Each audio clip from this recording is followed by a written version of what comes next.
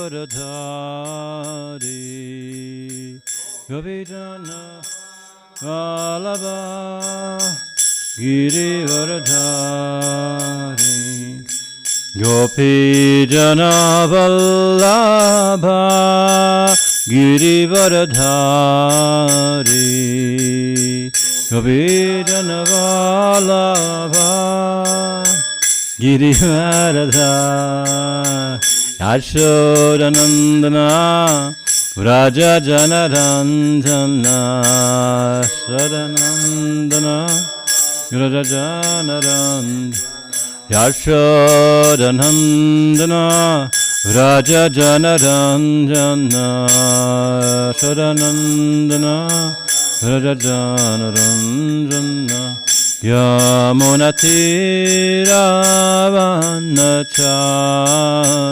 Yamunatira Vanachari Yamunatira Vanachari Yamunatira Vanachari Jaya Radha Madhava Kunja Vihari Jaya Radha Madhava Kunja Vihari Jaya Radha Madhava Kunja Vihari Jaya Radha Madhava Kunja Vihari Gopijana Vallabha Girivaradhari Gopijana Vallabha Girivaradhari Gopijana Vallabha Girivaradhari Gopijana Vallabha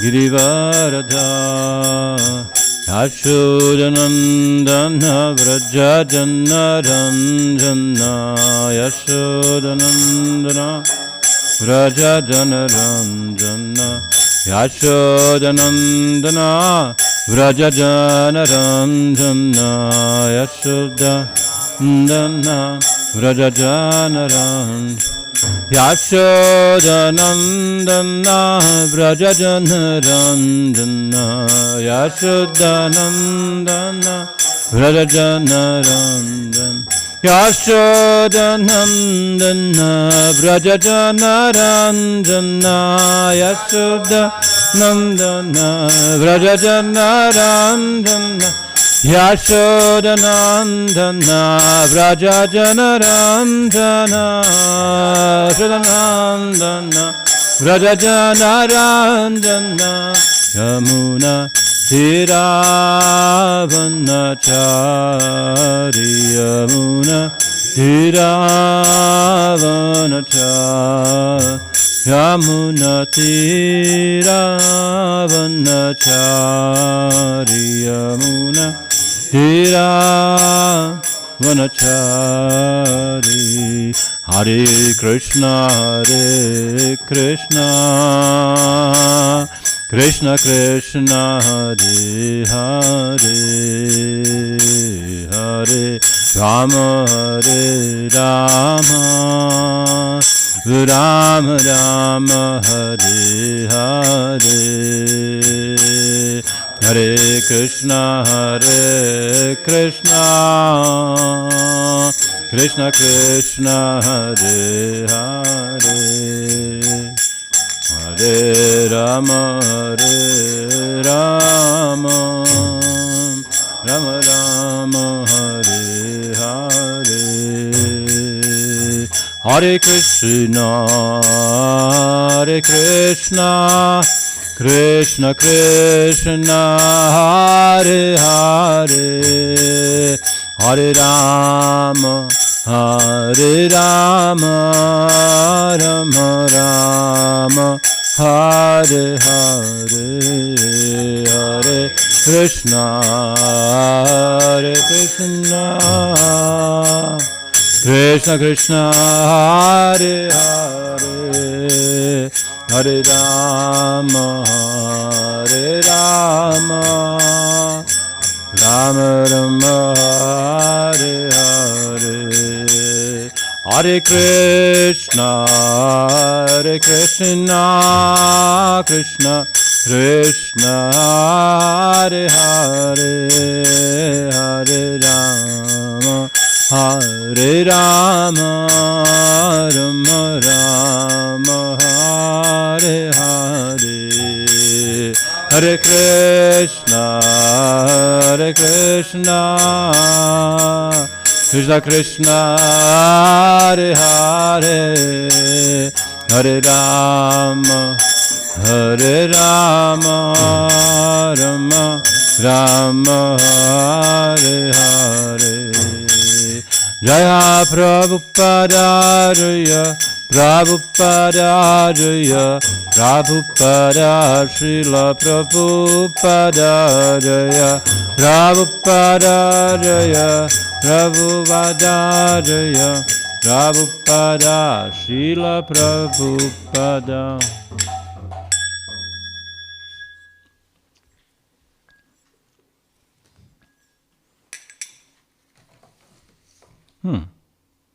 It's also a Kapila there. Oh, it's German. Yeah, German Kapila. German Kapila.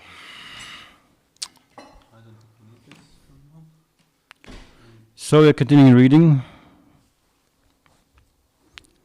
the central book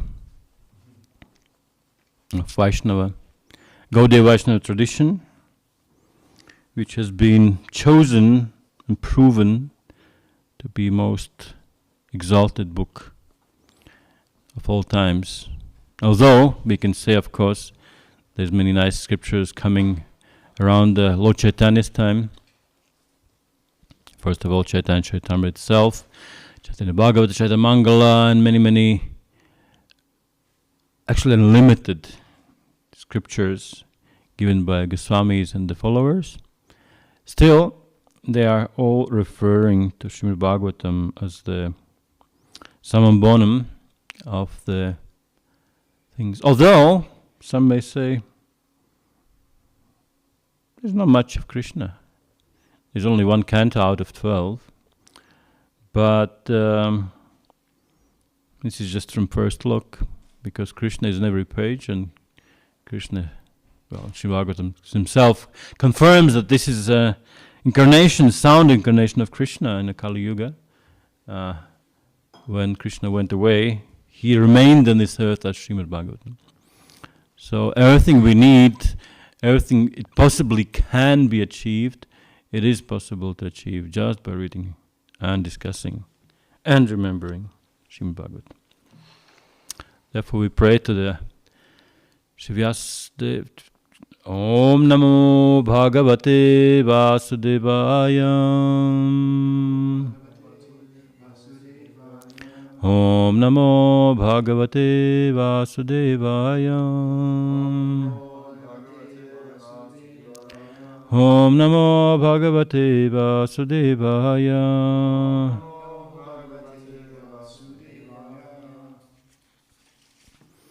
This text 11. It's more or less householder class. Any householders around here? You are? You're a householder? Yes, probably. Good for you. Just in proper class for you. It has advantages and disadvantages. Of course, that's the whole thing that Srimad Bhagavatam tells. There is pluses and minuses. So, this one is... Who is talking then? Oh yeah, it's Swami Mano was talking.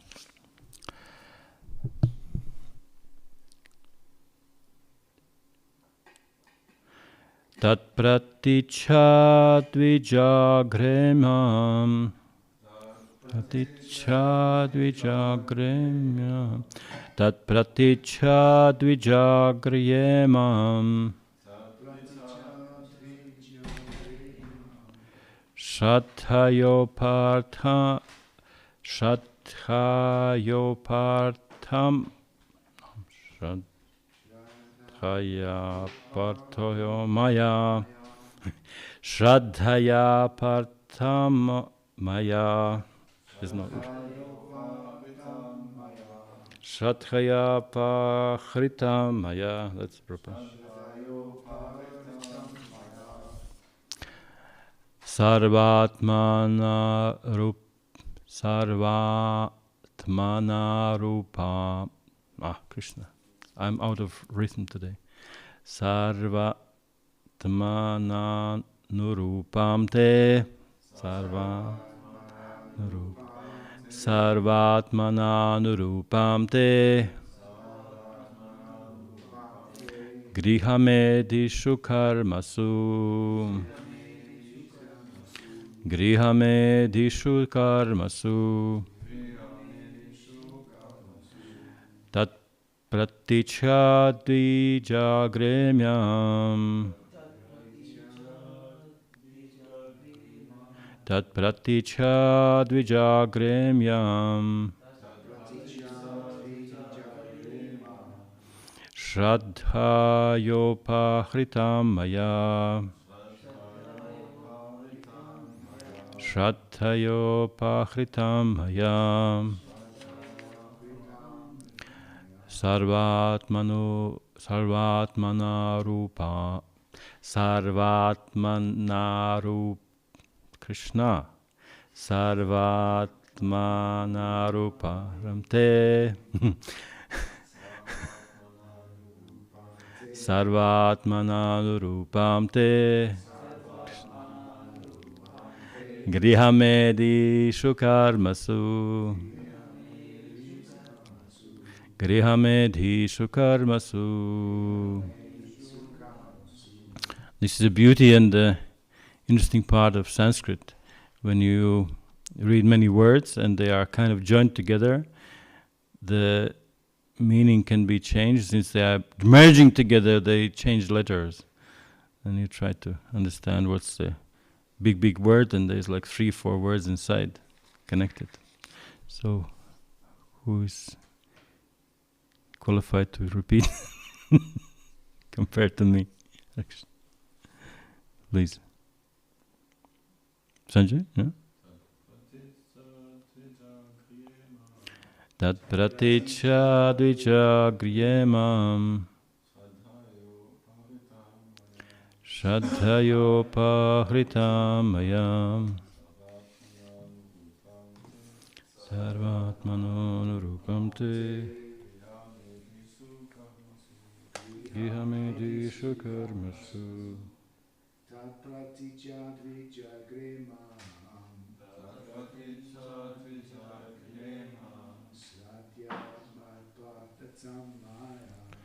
Shraddhayopahritam maya Sarvanurupam te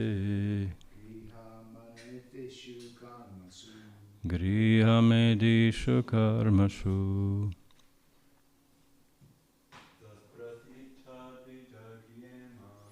Tat pratichadvijagremyam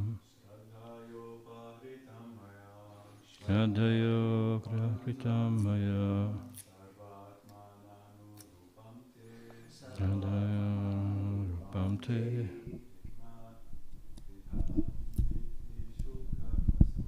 Grihamedishu karmasu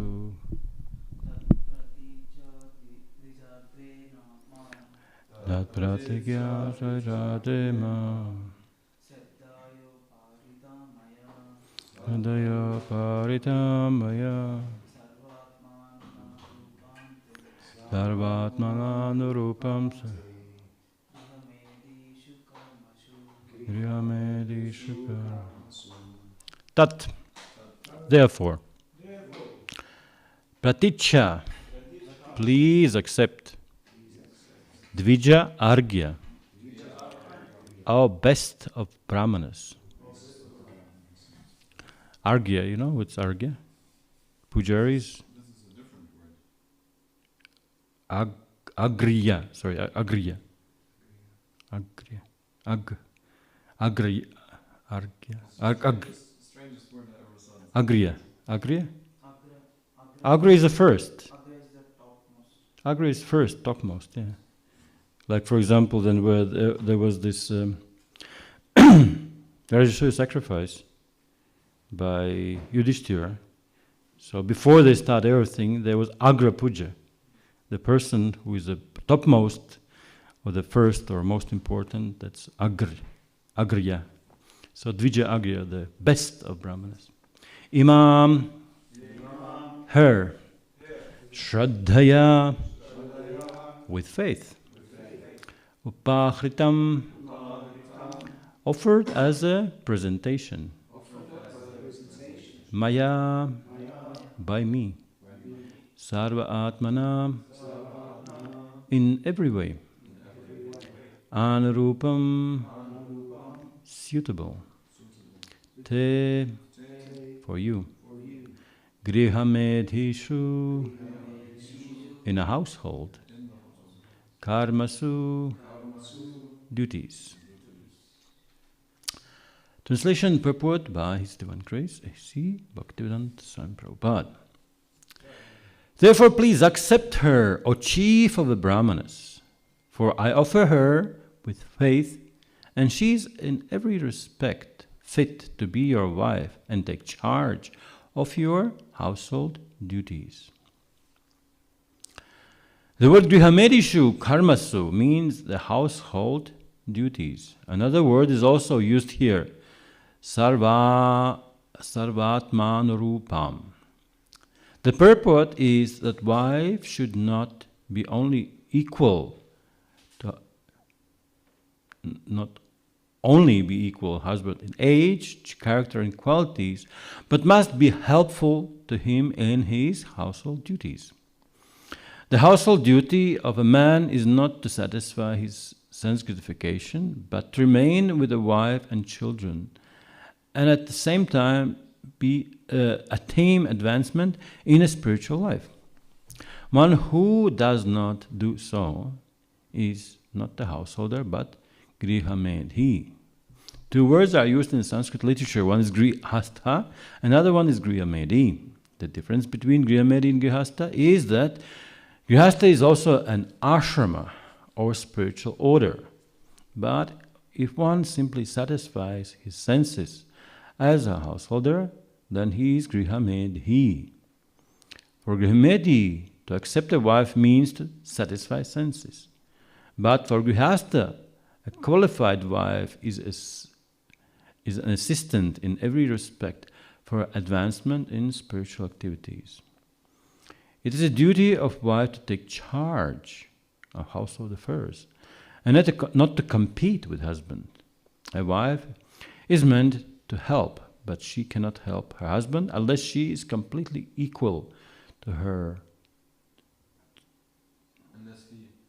Unless he is completely equal to her in age, character, and qualities. Aham jnanatimirandasya jnananjana shalakya chakshurunmilitam yena tasmai shri gurave namaha shri chaitanya manobhishtam sthapitam yena bhutale swayam rupa kadamahyam dadati swapantikam. Jai Shri Krishna Chaitanya Prabhu Nityananda Shri Advaita Gadadhara Shri Vasadi Gaura Bhaktavrinda. Hare Krishna Krishna Krishna Hare Hare, Hare Rama Rama Rama Hare Hare. You are a householder already or not yet? Planning to? Hopeful. Maybe after this verse you're not so sure. No, of course not. Because even here it is said, unusually enough, that the wife will be in charge of your grihamedishu.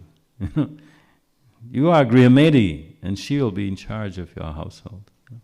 So, in one sense, it is said that Grihastha is ashram, but still Sanskrit is here. So Griha Medishu, the household. Household without Krishna consciousness becomes Griha Medi. That's true.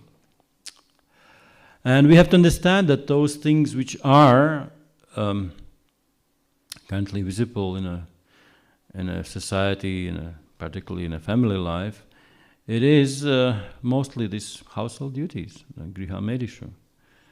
How much grihastha is there? Even in our community, can we say there's so many grihasthas? Yes. Everyone is grihastha? Well, Prabhupada would say always there is a room for advancement. And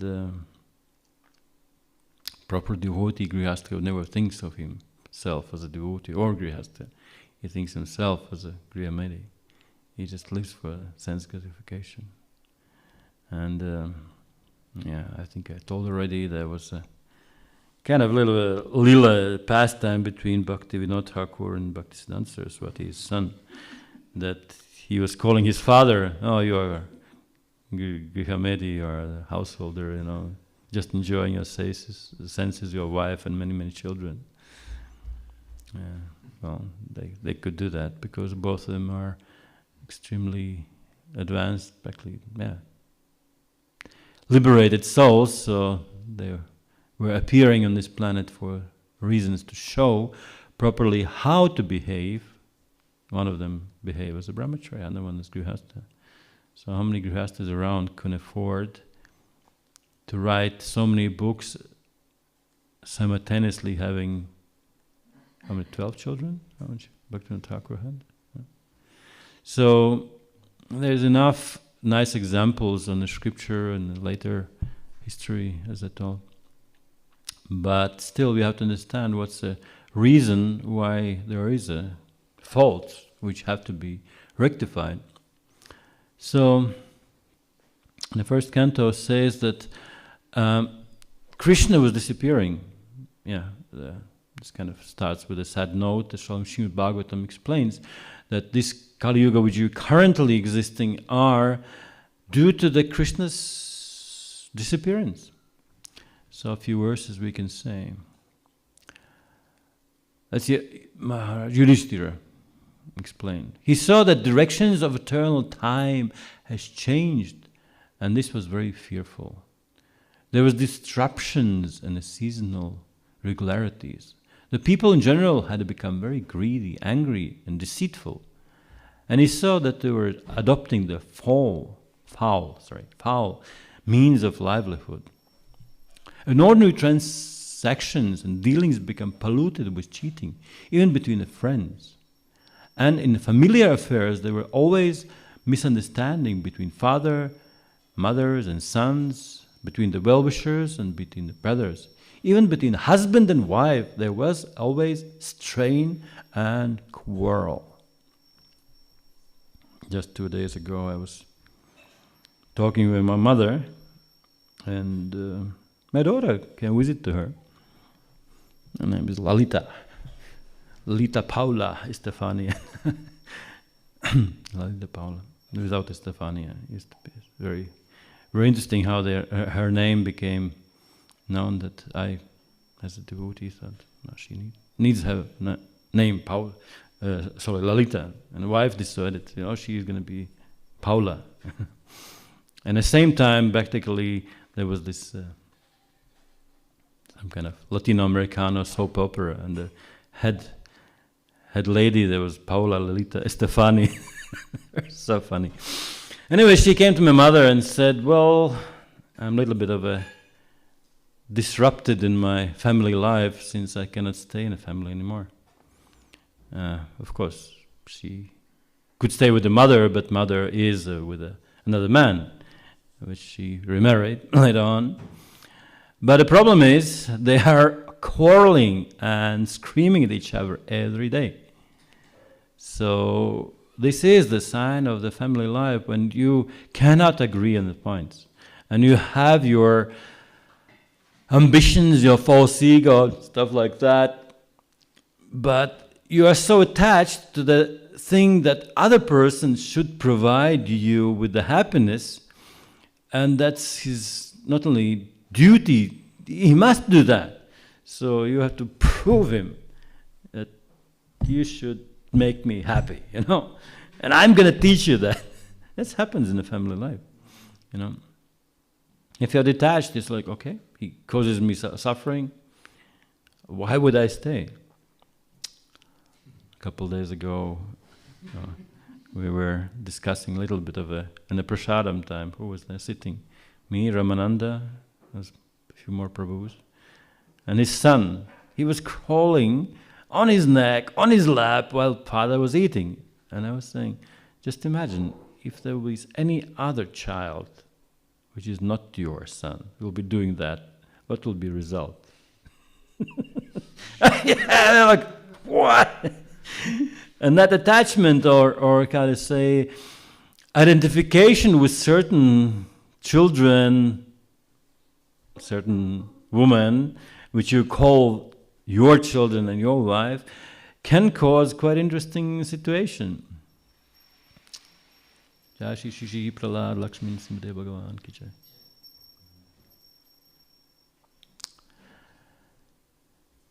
So, purport is saying, the conditioned state of living being is not satisfied, even he actually becomes Lord of all that he surveys.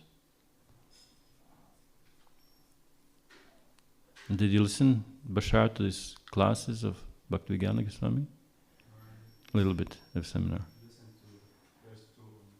Because there was interesting thing about Vedic scriptures, that every person have a few desires, and one desire to have a family, another desire to have wealth, five. And one thing is, he said, well, because not everyone can have wealth, then Krishna gave what he gave, eyes. Because by having eyes, you can look at anything and think this is mine. Yeah? And here it is said that even if one actually becomes the Lord of all what he surveys, like actually you look at everything and I think it's mine.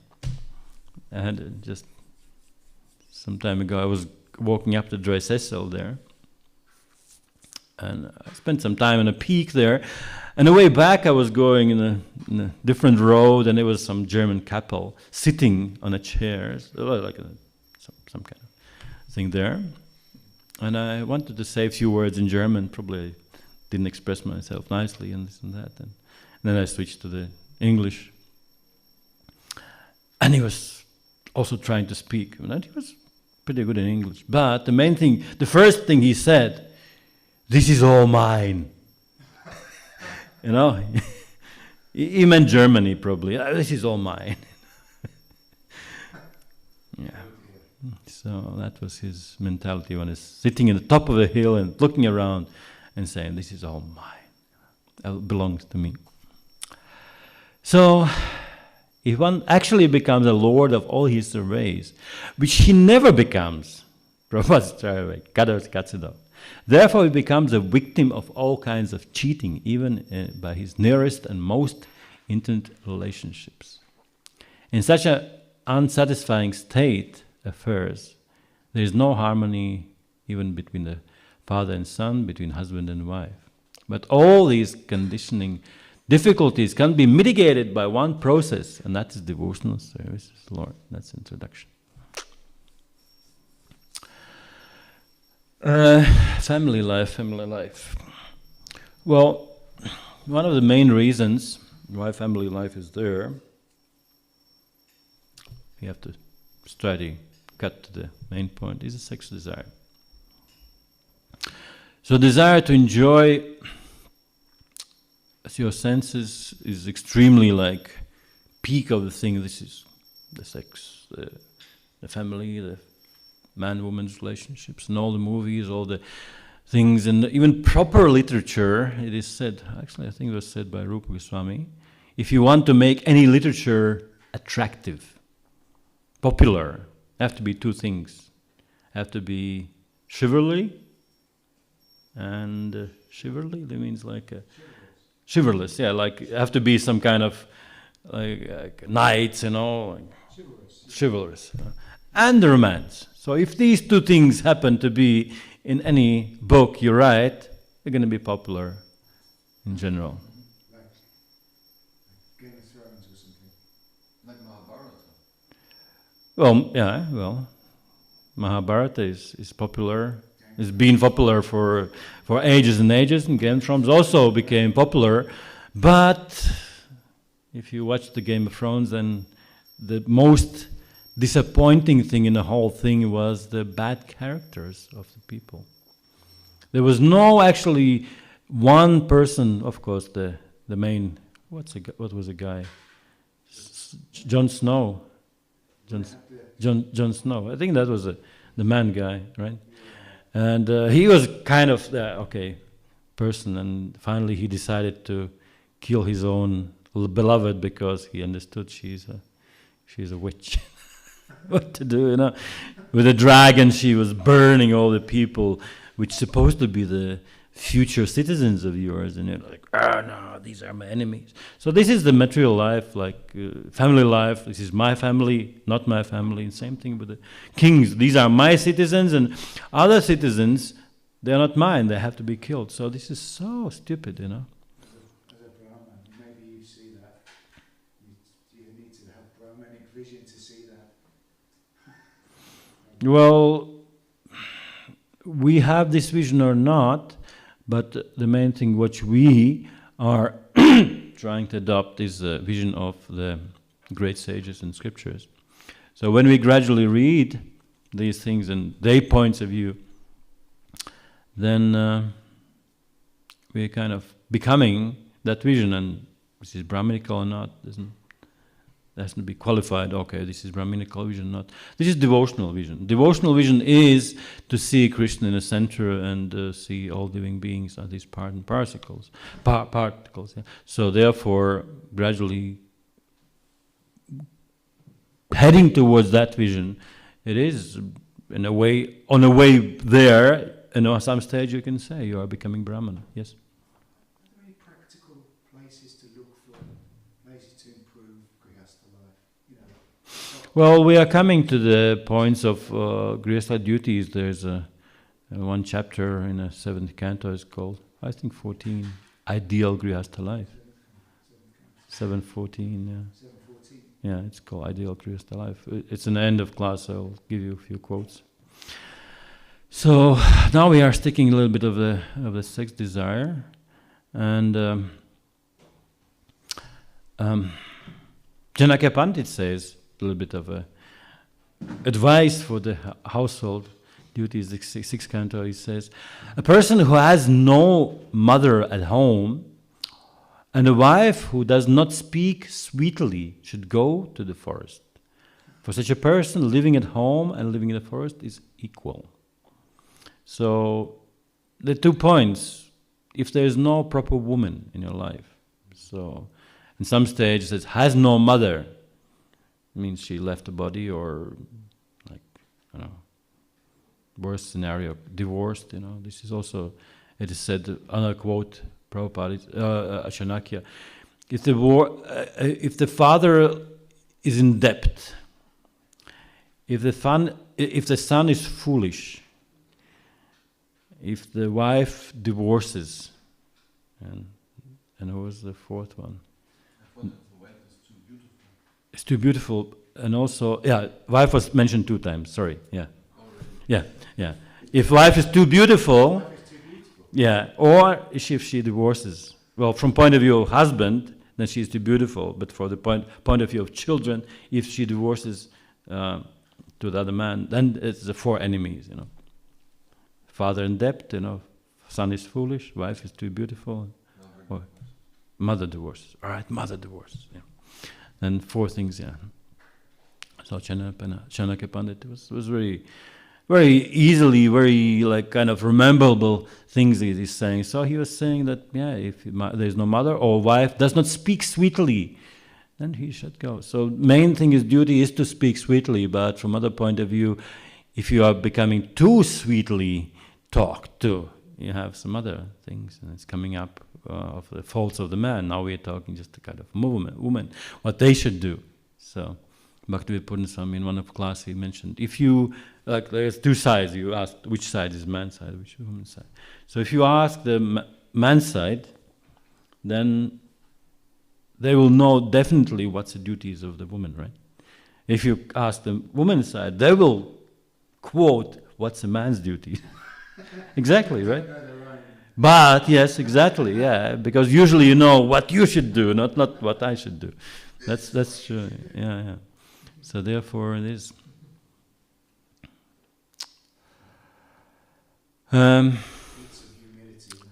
But despite of those personal desires, we still can serve the spouse. Currently, mostly it is centered wife serving husband.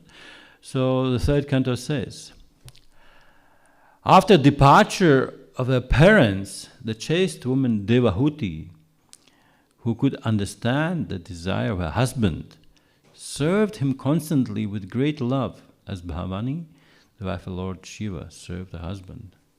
So, serving husband with a great love and understanding his desires. So Devahuti knew what desires. So actually, this is the kind of positive part of woman's mentality. She has this kind of intuition in relationships, and if she is not too much egoistic and think just her own things, she can easily guess the desires and needs of the husband. You have to be really self-centered to not to see that. Even in a business, for example, well, mostly business done is by grihastas, but there's a kind of team thing that if you are trying to establish new business relationships, for example, in Arabic countries, it takes such a long time to actually find out the person is good or not. My brother was working here for 15 years in Saudi Arabia, and he said, yes, the first you think are kind of very friendly. Yes. But if you want to become his business partner, you have to go through a very long process of friendship and checking out the personality. And many times it is coming to the wife, and she's just looking at him like, no, that's not the good guy. And she feels that he is not pious enough, he's gonna cheat, It's mentioned that if you walk around and there's a brahmacharini in the corner, in a 1 second of a time they can see this is brahmachari and this is grihastha. Doesn't matter how you're dressed, You can 6 brahmacharis all dressed saffron, and you can see, oh yeah, he's grihastha and he's brahmachari. He's going to be white in 5 days or 5 months or whatever. They can see. This is women's mentality. They can see it from. How they use it for their own good or for the good of the person they meet, that's a different thing. So that's true. And therefore, if we talk about those things, so very important, as we said, for grihastas is to communicate and be in contact with the better personalities, the saintly persons. For example, for Queen Kunti, the wife of the wife of Prithu Maharaj, whose name was Archie, followed her husband into the forest. And it said, the goddess of fortune, Mother Sita, followed her husband, Ramachandra, when he went to the forest also. Ramachandra went to the forest in compliance with the order of his father, Dasharatha. Mother Sita was not ordered so. Nobody said that you have to go. Nonetheless, she voluntarily accepted the path of her husband. Similarly, Gandhari is also said, she's one of the 5 most pious, most chaste women in the universe. The wife of King Dhritarashtra, she also followed the husband in the forest when he became Vanaprastha.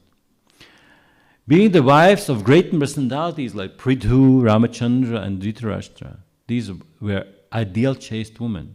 Such queens also instructed general people by showing them how to become a chaste wife and follow the husband in every stage of life. So there is a Srimad Bhagavatam, and it's mostly about man, how they should behave. Because it is true, unless there is a man to follow, a woman will not, will be designed to be chaste. It is always said the man should lead and woman should follow. But from other, but what means for man to lead? That means he has to do all those things which he expects from woman to do. He has to do himself first. For example, if you can cook as a man, but still you have some preaching program, the woman will be happy to cook, to free you from the cooking duties so you can preach. But if you cannot cook, if you cannot wash yourself or clothes or be clean in such a way, you will not be authority in the eyes of your wife. So Prabhupada, for example, he could have done all those things which were done by his servants. He could have cooked, he could have washed himself, he could have everything. But to free him from those daily duties, the disciples, the servants were doing that. So Prabhupada, he can be engaged in more higher levels which the servants couldn't do, like writing books, like preaching, like accepting disciples, and so on and so on. So same thing exactly happens, the man's-woman principle between guru and disciple, between boss and the worker, happens to be between husband and wife. So if we understand this man's-woman's principle, then the things are in the principle same, but of course details are different.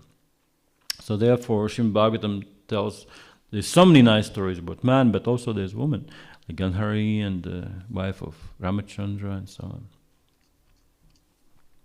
And of course there are sometimes really extreme examples of faithfulness.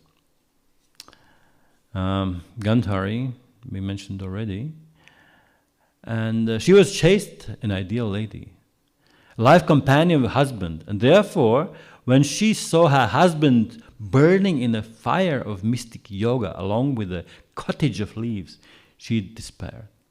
She left the home along, losing her 100 sons. So she left already.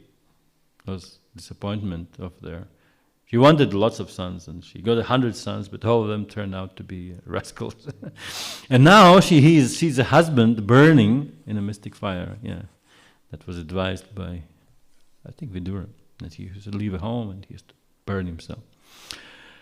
So she felt alone, and therefore she entered the fire of the husband and followed the husband to the death.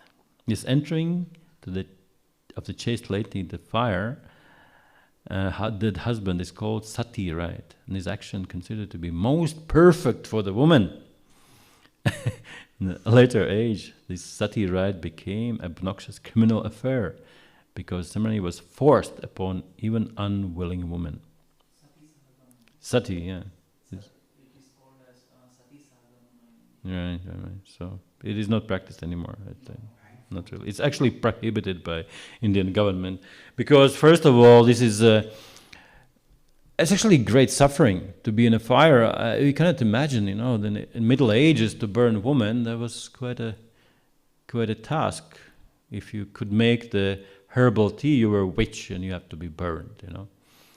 And they said, well, if you are a witch, you will not burn, and if you're burned, well, sorry.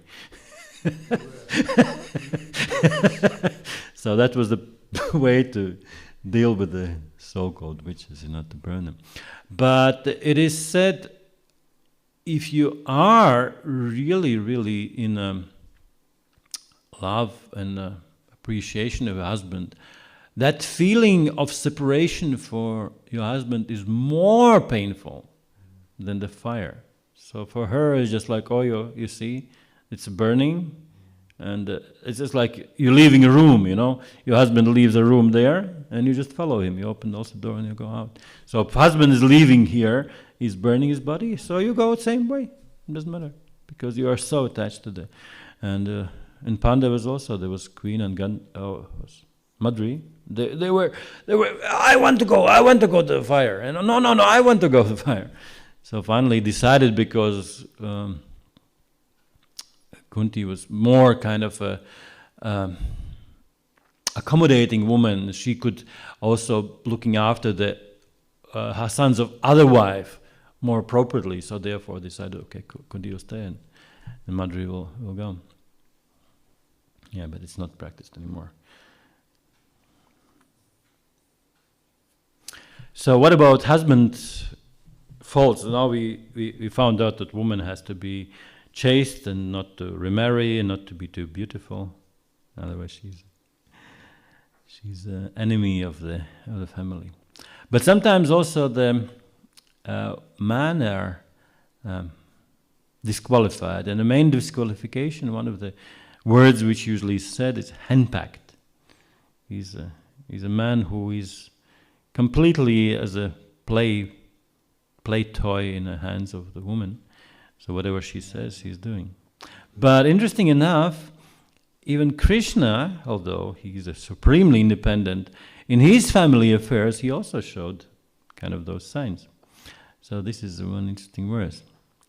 Just to please her dear wife, Lord brought back the parijata tree from the heaven. Just an ordinary husband would do. But Indra, king of heaven, induced by his wife as he was, ran after the Lord with full force to fight him. Now it's a small explanation. Lord once went to heavenly planet to present the earring of Aditi, the mother of demigods. And his wife Satyabhama also went with him. So this is classical for the Kshatriyas to follow with their wives. There was a special flowering tree called Parijata, which grows only in the heavenly planets. And Satyabhama wanted this tree. Just to please his wife, like an ordinary husband, Lord brought back the tree and his enraged Vajri, or controller of the thunderbolt. Indra's wives inspired him to run after the Lord and fight, and Indra, because he was hand-packed man and also a fool, listened to those wives and dared to fight the Krishna. He was a fool on this occasion because forgot everything belongs to the Lord. So by by Krishna's desire, by Brahma's creation, there was a flower in the heavenly planets. But if Krishna wanted to have this same flower in the earthly planets, there's nothing wrong with it. But Indra was a little bit of a hand-packed man, so he was doing that. So duty as a husband, what we can say, since we are here mostly the men's part, we'll better discuss the things that are as husbands are. If the husband and the wife combine together in Krishna consciousness and live together peacefully, that is very nice. However, if husband becomes too much attached to his wife and forgets his duty in life, the implications of material life will again resume. Srila Rupa Goswami has there recommended that without being attached by the sex, the husband and wife may live together for advancement in spiritual life. The husband should engage in devotional service, and wife should be faithful and religious according to Vedic injunctions. Such a combination is very good. Yeah, any other system outside the Bhakti Yoga prohibits a householder life actually disqualifies the household life as a possible spiritual advancement. Shankaracharya used to be very strict on this. Anyone came to him with a question or desire to advancement, first he said, first take sannyas, then we will discuss. Yes, exactly, yeah. There's no possibility. Only in a bhakti tradition it is possible to advance in a grihastha life. First of all, because of the process of bhakti is so strong, and second of all, it is filled with transcendental knowledge, as we mentioned before. Indra did understood that everything belongs to Krishna. So if you are full of this transcendental knowledge of Krishna's energies being the source of all the things in our lives, including family life. If we understand that the wife which we are attached to, or family attached to, is actually expansion of Krishna's energy, Same like when Krishna expands, his original pastimes in Vaikuntha, and then he comes to world, there's always the man's and woman's parts, like a feminine part, there's Lakshmi Narayan, and Shiva and Parvati, and so like always there is something like that. And therefore, sometimes we think also there's a theory that every man has his second part, like a half of apple, and unless you find it, it's impossible. You will not be happy, you have to find your second half. But Prabhupada was not very keen in supporting that theory. He said, well, the original particle or part of us is Krishna. He is our main part. He is super soul. He is a real friend and mother and father and everything to us. So the wife, without spiritual knowledge, she will not be able to, first of all, understand the spiritual nature of the husband, and second of all, to support him. So therefore it is said that man should lead and woman should follow. So therefore the devotional process is very, very potent. Now it's coming 6th canto. Between husband and wife, one person is sufficient to execute devotional service. This is a very interesting thing. Between husband and wife, this is a verse, Srimad Bhagavatam 6:19, 18. One person is sufficient to execute devotional service. Because of the good relationship, both of them will enjoy the result. Therefore, if wife is unable to execute this process, the husband should carefully do so, and the faithful wife will share the result. A relationship with the husband and wife firmly established, the wife faithful and the husband is sincere. Then even if wife, being weaker, is unable to execute devotional service with her husband, if she is chaste and sincere, she shares a half of the husband's activities. Usually it's like this. It's not so much emphasized that if a husband is weak and the wife can perform devotional service, although in devotional families sometimes it is true. And that can be confirmed by Prabhupada saying that all brahmacharis should stay brahmacharis and all brahmacharinis should get married. That means that those spiritual brahmachari trained ladies will get married to not devotional things. And in such a way, the religious wife can pull up the husband as well. So that's why I said that the devotional approach is so strong, and even if one person in a family performs devotional service, he lifts up the whole family. Bhakti Purnaswami in one of his classes mentioned quite interesting stuff. He mentioned that one of the Italian boys, he came to Mayapur, whatever reason that there was, he was traveling or something, so he came across the devotional community and he was amazed. He said, well, this is it makes sense. It is so, from any point of view, it makes sense. It's reasonable. So he spent some time and he read some books and so on and so on. And then he went home. And Italians have these big, big families, almost like a Bengalis. There's a mother and father, and father and mother each of them have 3, 4, 5 brothers and so on, and they have children and stuff like that. Altogether it comes to 30, 35, 40 people. And there was some family gathering, and there's some, he came from India back, and they just came together and sitting and so on. And please explain, go on, what did you find interesting? And he started to talk about Krishna consciousness. And just by talking, because he was intelligent son, and he was kind of authority, not authority, but he was known in the family as a reasonable person, the whole family became Krishna conscious. Yes, if you found out this is good and interesting and reasonable, we all should accept. And just in one evening, by his first travel to Mayapur to devotees, he made 30 devotees, and all his family turned Krishna consciousness. Yeah, and a few years later, he came back to Mayapur and he told, I just went and, So if a family is kind of making sense of things what one person have a family, they should accept. But that means there's intelligence. Because if you have too much attached to some sense gratification of your own ambitions, then okay, that's very, very good, but it's not good for me because then my ambitions are not fulfilled. My ego is on the way. So I have to be reasonable. Certain level of piousness has to be over there.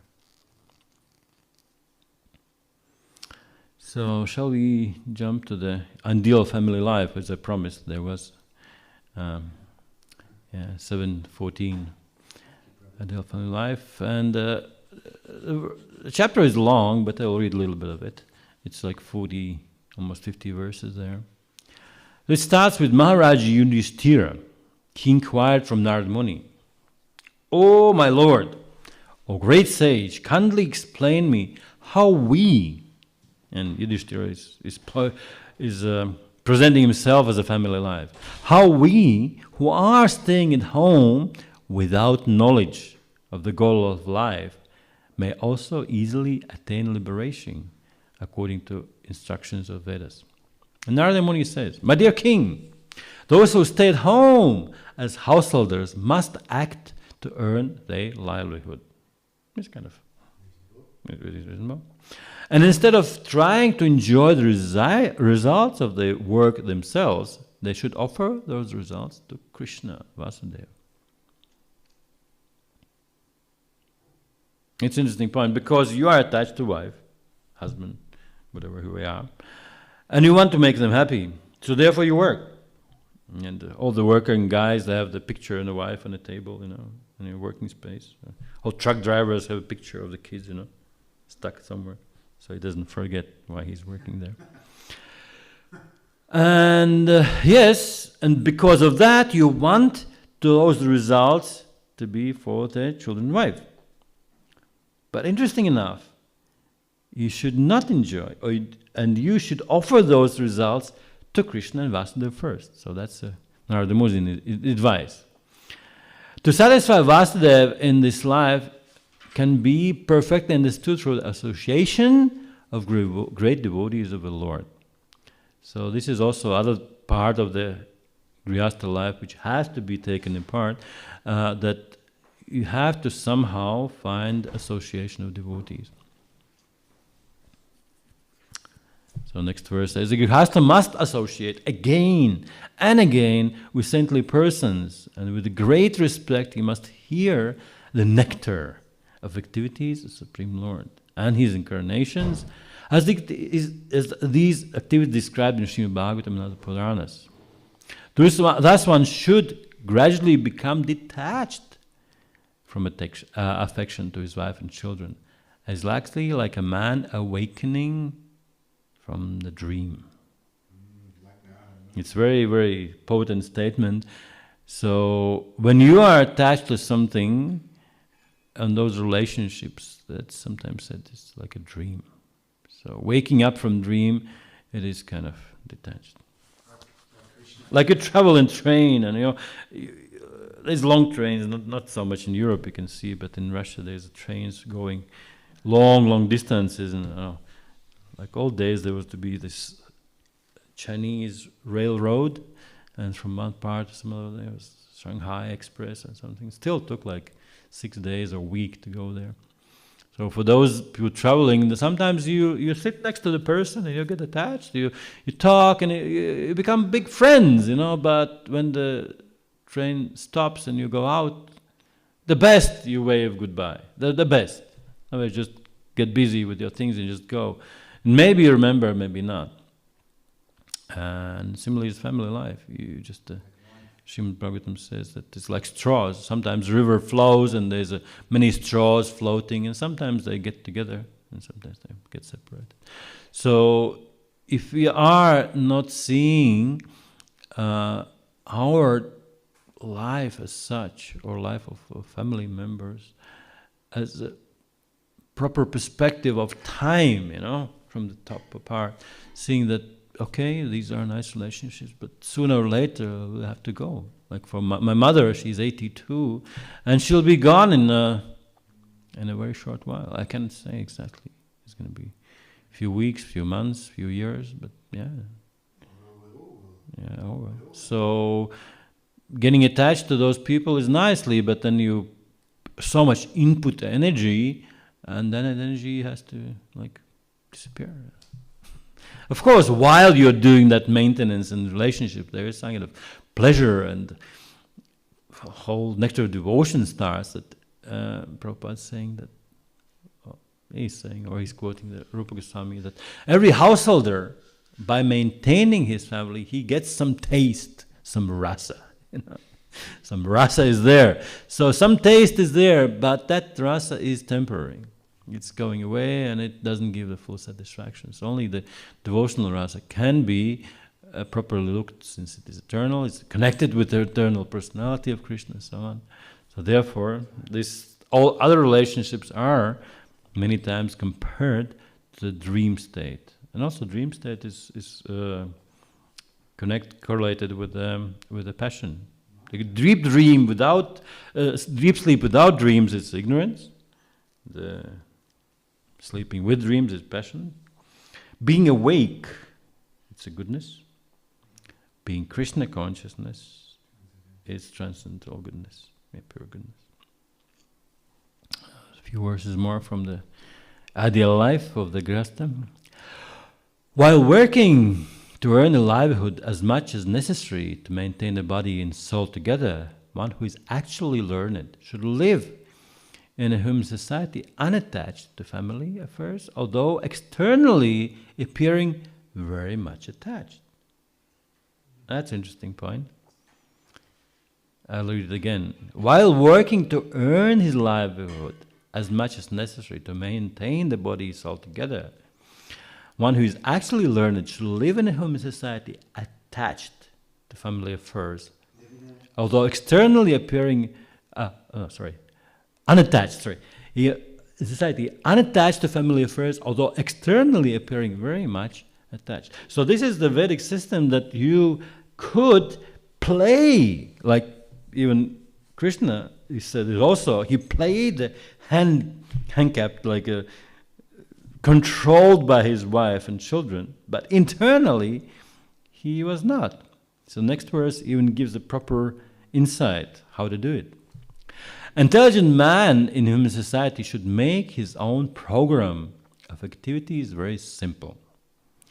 If there is suggestion from his friend, children, parents, brothers, or anyone else, he should externally agree, saying, yes, that's all right. But internally, he should be determined not to create any cumbersome life in which purpose of life will not be fulfilled. So externally agree, yes, Mataji, yes, of course. But you do as your own, as you wish, as it's proper to do. You never did. First of all, rule of thumb, boss is always right. In family, same. The woman is always right. You never disagree with women. Yes, Mataji. Of course. Yes, you're always right. Yes, I'm always right. Yes, you're always right. But you never do. If it's right, if she's actually right, you should do it. But if she's like just a kind of whim, some desire or something like this, proves. It's like ISKCON also. I think this is a similar thing, when the whole thing of Matajis being gurus and stuff like that came about, then intelligent Grihastha GBCs decided, yes, you can become guru. Actually, so far nobody became, right? Have you heard of Guru Mataji? No. I saw one picture of a lady sannyasi. No, not sannyasi. Guru. Oh, Guru. It's guru. No, sannyasi is also nonsense. I think that will not be coming to ISKCON, hopefully. Yeah, this woman should be sannyasi.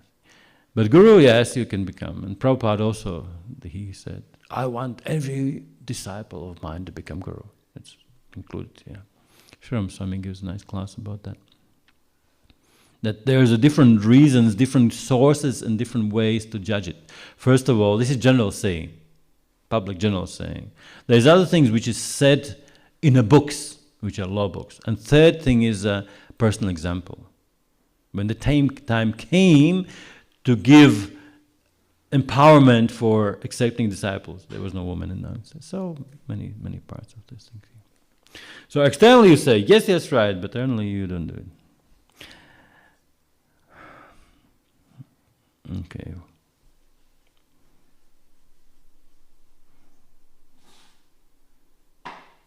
One more verse, and then that's it. Two more verses. One so seriously considers one's wife to be his own that he sometimes kills himself or her or kills others, including even his parents or spiritual master or teachers. Therefore, if one can give up his attachment to such a wife, he conquers the Supreme Personality of Godhead. He is never conquered by anyone. All the big wars, Cleopatra, stuff like that, all big wars actually happen because of women, Most of wars become of women, I wanted to this. Yeah. Sorry? Mahabharata. There's always woman behind somewhere. We have to find it just. She was disrobed. The gambling was going on. Well, and this time there was more severe offense of the thing. Many times there's a desire of women who want to have wealth or something like this, or she's jealous of someone else, and then this time there was fault on the part of the man, first of all. So they would easily be even forgiven or this and that, but Krishna arranged that, okay, because the innocent woman was offended, they have to die. And first of all, we who was that Prabhu? No. The guy who was on the side of Duryodhana. No. Shakuni. He was actually made this plan of offending Draupadi to make sure they're gonna die. I think a couple of days ago somebody told a story of how. Okay, it's 9 o'clock. Okay, a short story. The thing is, one day Bhima and Bhima and Duryodhana were quarreling as usual. Young boys, comparatively young, they were teenagers, and this and that, and Duryodhana accused Bhima, said, well, your mother, she's not very chaste lady. She had a relationship with so many men, because each Pandava, they had a different father, right? So what kind of mother you have? Offending yourself, it's kind of okay, but when somebody talks of your mother, it's real like not good, And he felt very sad. And somehow, in a sad state, he met Shakuni, the uncle. And the uncle said, well, what are you wondering? He is in a similar situation. He also had his mother married 2 times. He said, how come? Nobody knows that. And said, well, according to astrology, sometimes it is said, you look at astrology and it's mentioned you have 2 marriages. And if you want to get properly married, so how come? Then you have to divorce. So then they do what they make a fake marriage. And I think she was married to the tree. Right? Well, according to my knowledge, he was married to the tree. So they have marriage to the tree. Not some days goat also, but I know the tree. Anyways, there was a fake marriage. Whatever, yeah. And she was also married, and after that, they broke a marriage, and then the second marriage was properly made. So what else? Her mother, Duryodhana's mother did the same. And he came next time in a discussion, he also said that, And Duryodhana realized nobody knew that, only Shakuni. So Shakuni, he straight away became enemy of the state. In such a way, not only him, all his family were put in a prison, and the fed was just a little bit, so enough one person to stay. So Shakuni was chosen to be the person who is who's going to be the revenge, for the whole family. And all these gamblings, all this stuff. He posed himself as a friend, but actually he was looking for the fast death of his enemy, Duryodhana. In such a way, he said, disrobe her.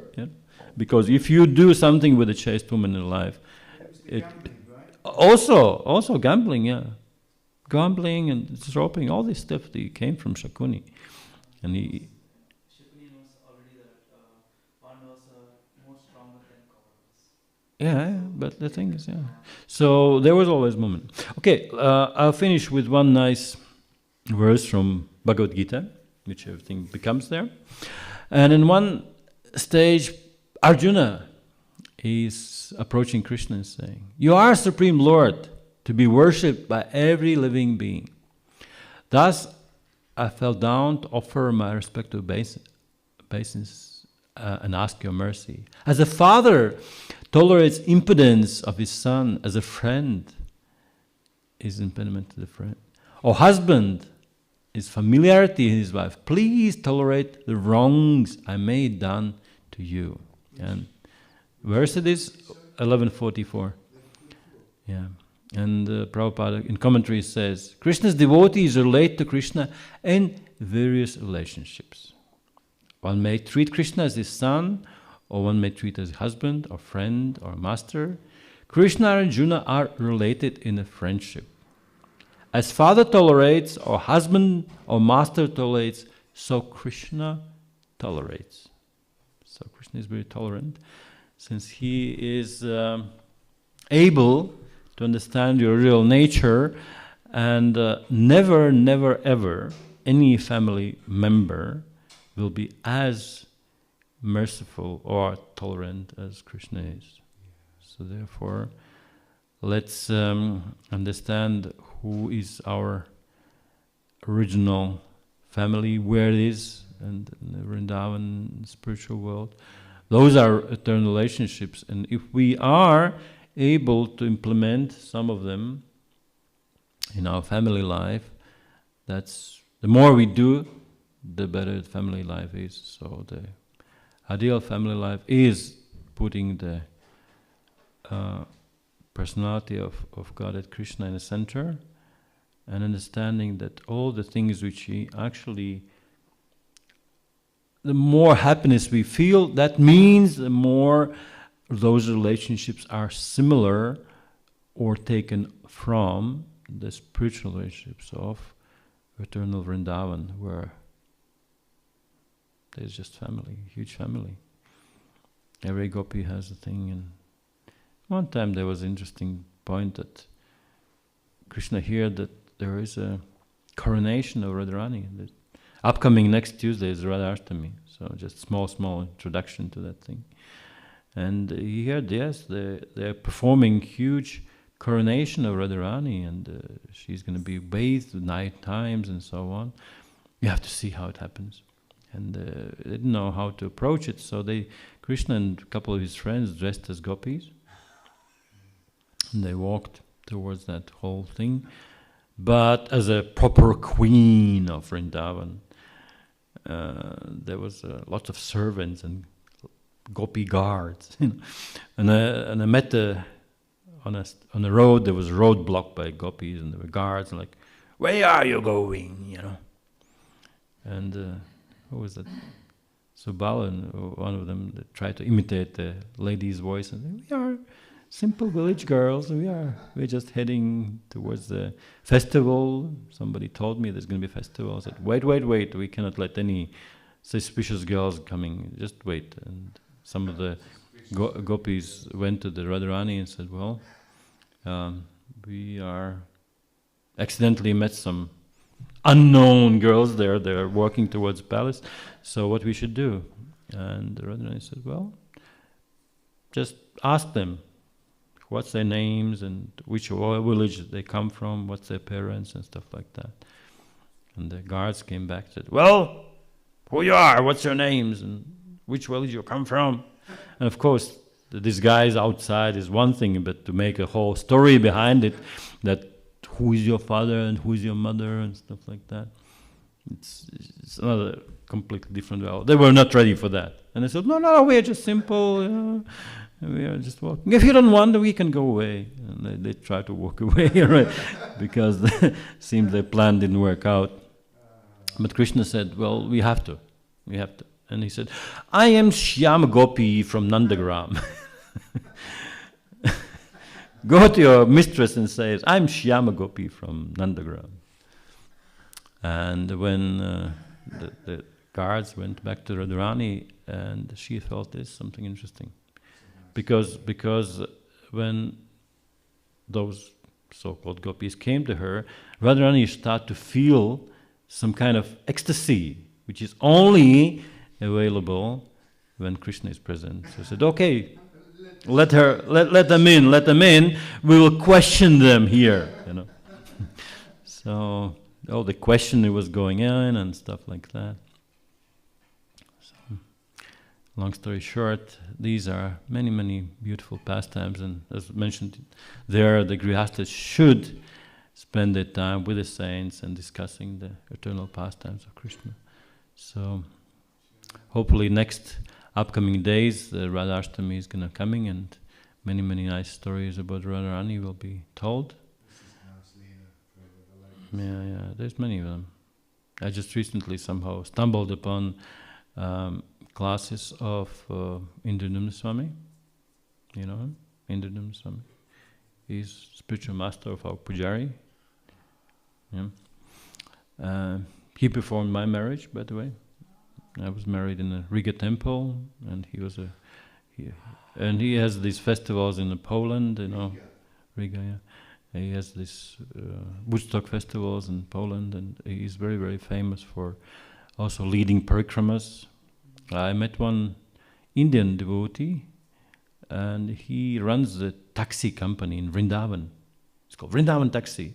You can find Facebook and order a taxi for almost half price. And when he was driving me from Delhi to Vrindavan, he was so proud because he's born in Vrindavan. He's Brajabasi. But to have all these places explained and so on, he said, every time Indrananda Maharaj is coming, I'm leading him to those places, and he accumulates and he tells those stories so sweetly, so nicely, which I cannot, He just goes and shows the place and tells the story, but when it's all put together by Maharaj, then it's so nice. So he has a long, long history of those things. So if you want to hear his website called Narottam, Narottam, that. There's like thousands of classes, thousands. So you just, by topic, you just see Radharani, and there's like 60 lectures, or something like that. Just about Radharani, about Radharastami. So you can warm up a little bit and listen to them. Or if you come to my room, I can copy to your phone or flash or whatever. I have downloaded some 20, 30 of them. So this is a warm up for upcoming Radharastami, which is original family life, original woman, original man, whose affairs, whose relationships are more or less copied by creation of Brahma and finally by our family life. So let's stop on that. Any questions or comments, please do. It's a lot of information.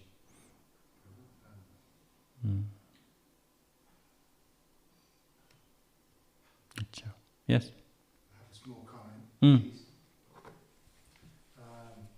You're talking at one point about Narada. Narada Muni, yeah. And you were talking about being in a spell, or what was it, in a dream, Yeah, right, yeah.